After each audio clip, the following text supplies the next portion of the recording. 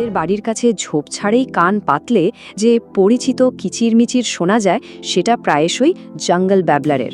অনেকে এদেরকে সাত ভাইরা বা 7 সিস্টার্স বলেও ডাকে। এদের দেখলেই প্রথম যে ধারণাটা মাথায় আসে তা হলো একদল পাখি যেন সারাক্ষণ শুধু নিজেদের মধ্যে ঝগড়া আর চেঁচামেচি করে চলেছে। কিন্তু এই যে আপাত বিশৃঙ্খলা, এই শব্দের আড়ালে কি এক অবিশ্বাস্য রকমের উন্নত সামাজিকতার গল্প লুকিয়ে থাকতে পারে? আজ আমরা এই সাধারণ ধারণার ওপর থেকে পর্দাটা সরাতে চলেছি। জঙ্গল ব্যাবলারের অবিশ্বাস্য সামাজিক জীবনের গভীরে আমরা প্রবেশ করব। চলুন একে একে ওদের রহস্যময় জগৎটা উন্মোচন করা যাক। তো চলুন একেবারে গোড়া থেকে শুরু করা যাক। এই পাখিদের নিয়ে আমাদের মনে যে ছবিটা গেঁথে আছে, মানে ওই যে সারাক্ষণ চেঁচামেচি করে চলা একদল পাখি, প্রথমে সেটাকে একটু খুঁটিয়ে দেখি। প্রশ্নটা খুব সহজ, তাই না?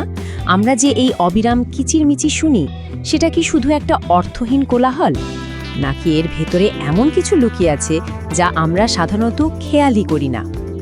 এই যে 7 ভাইরা বা 7 সিস্টার্স নামটা, এটা কিন্তু এমনি এমনি আসেনি।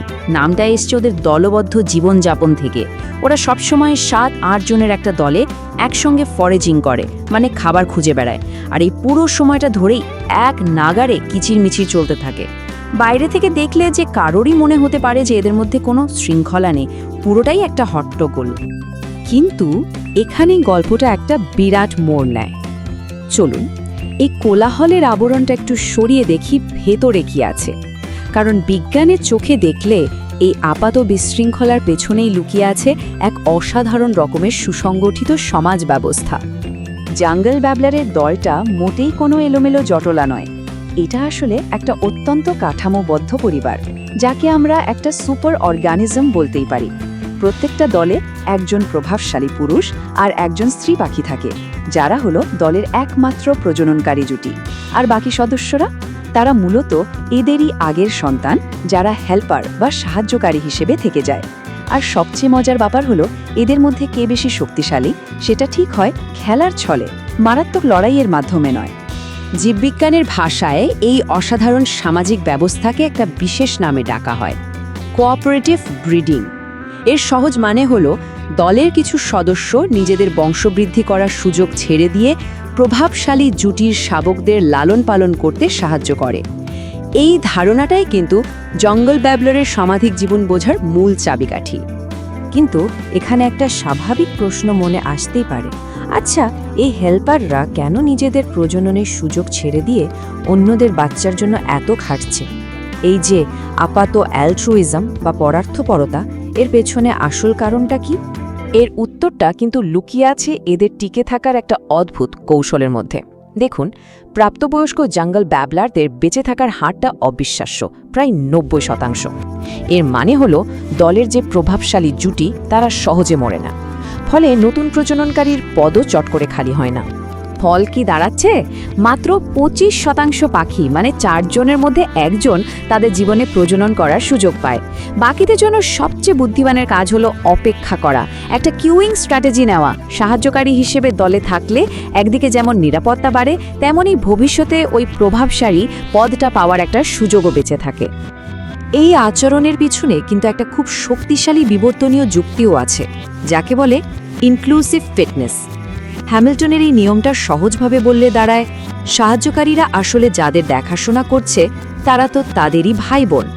তাই সেই ভাই বোনেরা যদি ভালোভাবে বেঁচে থাকে, তাহলে তাদের মাধ্যমে সাহায্যকারীর নিজের জিনেরও একটা অংশ পরবর্তী প্রজন্মে পৌঁছে যায়। মানে এটা পরোক্ষভাবে নিজের বংশকে এগিয়ে নিয়ে যাওয়ারই একটা উপায়। আর এটা শুধু মুখের কথা নয়, এর পেছনে সলিড অঙ্ক আছে।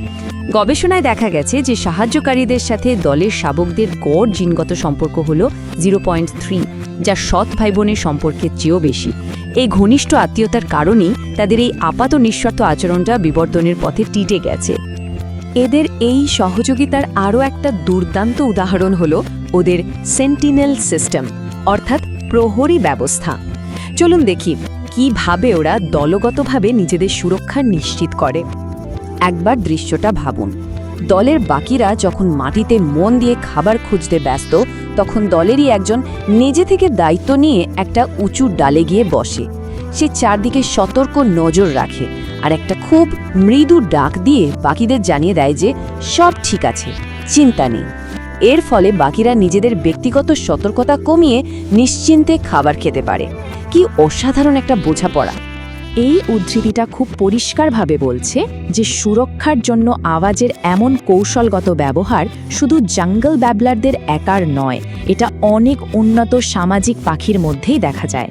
তাদের কণ্ঠস্বর আসলে কোনো কোলাহল নয়, এটা তাদের টিকে থাকার জন্য এক অত্যাধুনিক হাতিয়ার। আর এই সব কিছুই আমাদের আলোচনার সবচেয়ে গুরুত্বপূর্ণ জায়গায় নিয়ে আসে, তাদের সেই তথাকথিত কোলাহল। এটা কি সত্যি শুধু আওয়াজ, নাকি একটা জটিল ভাষা যা দিয়ে তারা নিজেদের মধ্যে নিখুঁতভাবে সংবাদ স্থাপন করে? বিশ্বাস করতে হয়তো কঠিন লাগবে, কিন্তু বিজ্ঞানীরা জঙ্গল ব্যাবলারদের মধ্যে অন্তত 15টা আলাদা ধরনের ডাক চিহ্নিত করেছেন, আর প্রত্যেকটা ডাকের একটা নির্দিষ্ট অর্থ এবং ব্যবহার আছে। ভাবুন একবার, এই একটা তথ্যই কিন্তু ওদের কোলাহলপূর্ণ পরিচয়টাকে পুরোপুরি ভেঙে দেওয়ার জন্য যথেষ্ট। এই টেবিলটা দেখুন একবার, এটা অনেকটা ওদের ভাষার একটা ছোটখাটো ডিকশনারির মতো। একে অপরকে খুঁজে পাওয়ার জন্য আছে কন্ট্যাক্ট কল, খাবার খোঁজার সময় যোগাযোগের জন্য আছে ফরেজিং কল, প্রহরীর মৃদু ডাকটা হলো সেন্টিনেল কল, আবার বিপদ যখন দোরগোড়ায় তখন তার জন্য আছে একেবারে অন্যরকম অ্যালার্ট এবং মবিং কল। প্রত্যেকটা আওয়াজ আসলে এক একটা শব্দ, এক একটা নির্দেশ। তো চলুন এখন দেখি যোগাযোগের এই অসাধারণ ক্ষমতাটা সবচেয়ে কঠিন মুহূর্তে কিভাবে কাজে লাগে, মানে যখন তারা সরাসরি কোনো শিকারীর মুখোমুখি হয়। ধরুন প্রহরী পাখিটা হঠাৎ একটা সাপ বা একটা বাজ পাখি দেখতে পেল, তখন কিন্তু সে আর ওই নরম সংকেত দেয় না, তার তীব্র কর্কশ বিপদ সংকেতটা শোনার সঙ্গে সঙ্গে পুরো দলের মেজাজটাই বদলে যায়। ওরা খাবার খোঁজা থামিয়ে যুদ্ধের জন্য প্রস্তুত হয়। ওদের ভাষার আসল বুদ্ধিমত্তাটা এখানেই বোঝা যায়। সাধারণ কন্ট্যাক্ট কল যেখানে শুধু নিজেদের মধ্যে যোগাযোগের জন্য, সেখানে মবিং কলটা তৈরি করা হয়েছে শিকারীকে বিভ্রান্ত আর বিরক্ত করার জন্য। এর গঠনটা অনেক বেশি কর্কশ আর এর উদ্দেশ্য দ্বিমুখী। একদিকে নিজের দলকে সতর্ক করা আর অন্যদিকে শত্রুকে মানসিকভাবে দুর্বল করে দেওয়া। আর এটা কিন্তু ভয় পেয়ে এলোপাথারি চেঁচানো নয়, এটা একটা নিখুঁত স্ট্র্যাটেজিক অ্যাটাক। পুরো দলটা একসাথে একটা কোরাসের মতো কর্কশ স্বরে ডাকতে শুরু করে। শিকারীর ওপর দিয়ে বারবার আক্রমণাত্মকভাবে উড়ে যায়। ওদের এই সম্মিলিত শক্তি আর শব্দের তীব্রতায় শিকারী এতটাই দিশেহারা হয়ে পড়ে যে সে প্রায়শই এলাকা ছেড়ে পালাতে বাধ্য হয়। তাহলে যে জঙ্গল ব্যাবলারকে আমরা এতদিন শুধু একটা কোলাহলকারী ঝগড়াটে পাখি বলে ভেবে এসেছি, তারা আসলে প্রকৃতির এক বিস্ময়, এক অত্যন্ত উন্নত সামাজিক জীব। বিশৃঙ্খলার আড়ালে লুকিয়ে থাকা এই সুপার অর্গানিজম আমাদের শেখায় যে প্রকৃতিতে হয়তো কোনো কিছুই অর্থহীন নয়, শুধু বোঝার অপেক্ষা। শেষ করার আগে একটা প্রশ্ন রেখে যাই, আমাদের চারপাশে এমন আরও কত প্রাণী আছে যাদের আপাত কোলাহলকে আমরা শুধু বিরক্তিকর শব্দ বলে এড়িয়ে যাই?